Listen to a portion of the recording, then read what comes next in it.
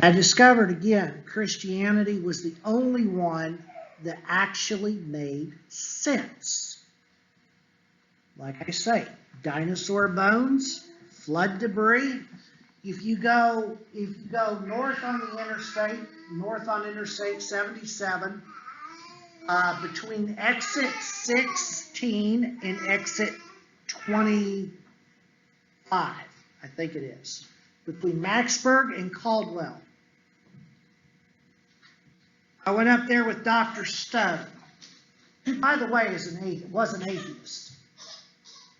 And in a road cut, in what we know of as Dudley, Ohio,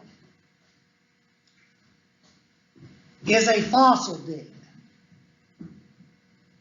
Along the western bank of the interstate, where a county road runs parallel to the interstate, there is a road cut. It's now pretty much grown over with grass and weeds and debris.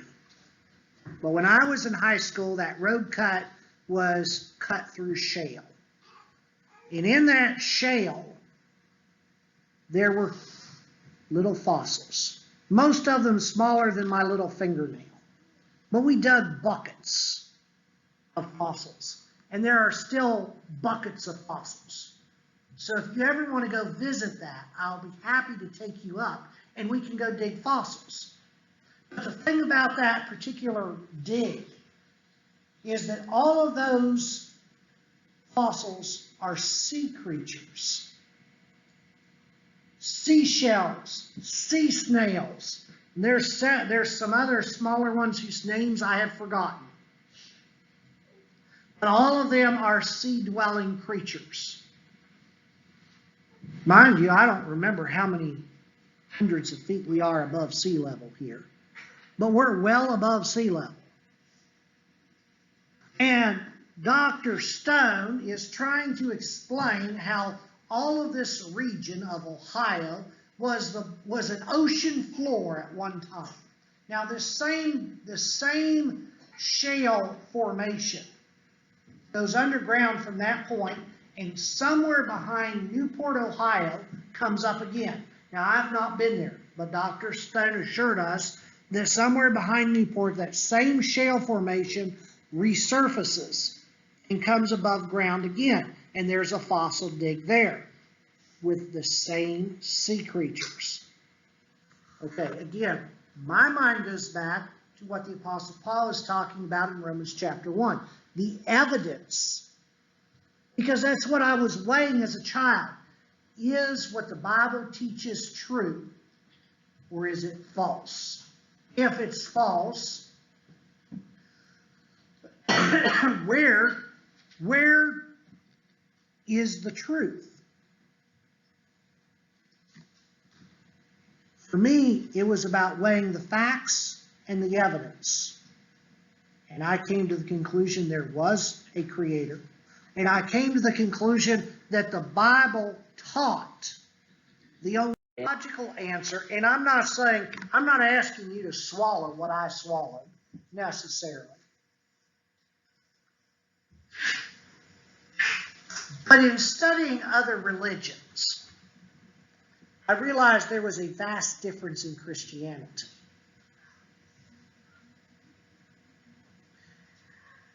And here are some things that drew me to the Christian faith. Now, I could have chosen to become an atheist, but I'll tell you, my faith was not that strong.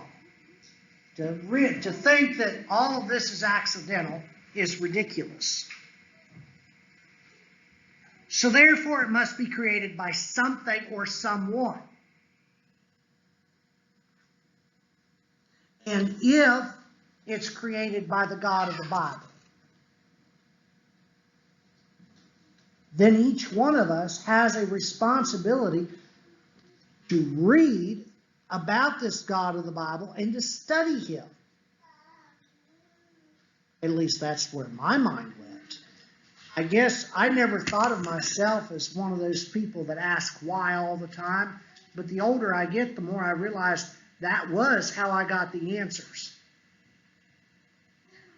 Let me tell you some things that drew me. to Christianity, though, aside from the facts and the evidence. Christianity is about love. If there's one thing Jesus offers, it's love. This is Jesus of the Bible. I want you to think about this. I've got several passages I want us to turn to. 1 Corinthians chapter 16 and in verse 14. 1 Corinthians chapter 16, down in verse 14, see what Paul writes about here. Paul says, let all that you do be done in love. I want you to think about this. If we take this into our lives, into the world, I want you to think about the world-changing effect that this could have today. This had a world-changing effect on my life. Look at 1 John. John probably writes more than anyone else about love. But look at 1 John chapter 4 and in verse 8. It's a hallmark of Christianity. This is why I'm a Christian. Anyone who does not love does not know God, because God is love. Love is embodied in God. And also back in 1 Corinthians chapter 13. We look at this chapter, and this chapter tells us more of the characteristics of love than anywhere else. Paul is explaining in detail Christian love. The world does not comprehend this. The world confuses love with tolerance. There's a difference. The world confuses love with lust. There's a difference. The Apostle Paul describes Christian love in chapter 13, the entire chapter really, but I want you to notice some of the characteristics. Begin with me in verse 4. Love is patient. Love is kind. Love does not envy or boast. It is not arrogant or rude. It does not insist on its own way. It is not irritable or resentful. It does not rejoice at wrongdoing, but rejoices with the truth. Love bears all things, believes all things, hopes all things, endures all things. Love never ends. As for prophecies, they will pass away. As for tongues, they will cease. As for knowledge, it will pass away. For we know in part, we prophesy in part. But when that which is perfect comes, the partial will pass away. When I was a child, I spoke like a child. I thought like a child. I reasoned like a child. But when I became a man, I gave up childish ways. For now we see in a mirror dimly, but then face to face. Now I know in part, then I shall know fully, even as I have been fully known. Now I want you to notice the very last verse. Paul says, so now faith, hope, and love abide, these three. The greatest is love. You ever wonder why the greatest is love? The greatest is love because love is the only one that we will carry with us into eternity. When heaven comes, we won't need faith.